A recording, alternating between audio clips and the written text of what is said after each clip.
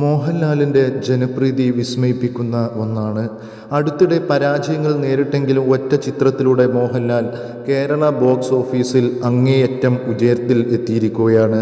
നേരിൻ്റെ വമ്പൻ വിജയം മോഹൻലാലിന് തൻ്റെ പഴയ വിശേഷണങ്ങൾ തിരികെ നൽകിയിരിക്കുന്നു.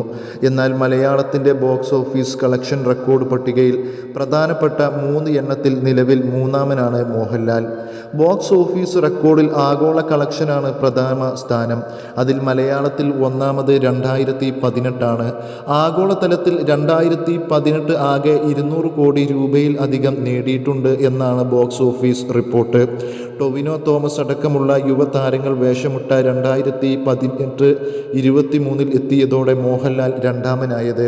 രണ്ടാം സ്ഥാനത്ത് ആഗോളതലത്തിൽ 144.45 കോടി രൂപയുമായി പുലിമുരുകനിലൂടെ രണ്ടാം സ്ഥാനം നേടിയ മോഹൻലാൽ 128.52 കോടി നേടി ലൂസിഫറിൽ മൂന്നാം സ്ഥാനത്തുണ്ട്. കേരള ബോക്സ് ഓഫീസിലെ മാത്രം കളക്ഷൻ പരിഗണിക്കുമ്പോൾ 2018 ഒന്നാം സ്ഥാനത്ത് എത്തുന്നത് ആകെ 89.40 കോടി രൂപ നേടിയാണ്. ഇവിടെയും രണ്ടാമതുള്ള പുലിമുരുകൻ 85.15 കോടി രൂപയാണ് നേടിയിരിക്കുന്നത്. മൂന്നാം സ്ഥാനം അന്യഭാഷാ സിനിമക്കാണ്. കേരളത്തിൽ ബാഹുബലി 2 74.50 കോടി രൂപ നേടിയാണ് മൂന്നാം സ്ഥാനത്ത് എത്തിയതാണ് സർപ്രൈസ്. മറ്റൊരു പ്രധാന പട്ടിക വിദേശ കളക്ഷൻ കണക്കുകളുടേതാണ്. ആ പട്ടികയിൽ 2018 67.80 കോടി രൂപ നേടിയാണ് ഒന്നാമതെത്തിയത്.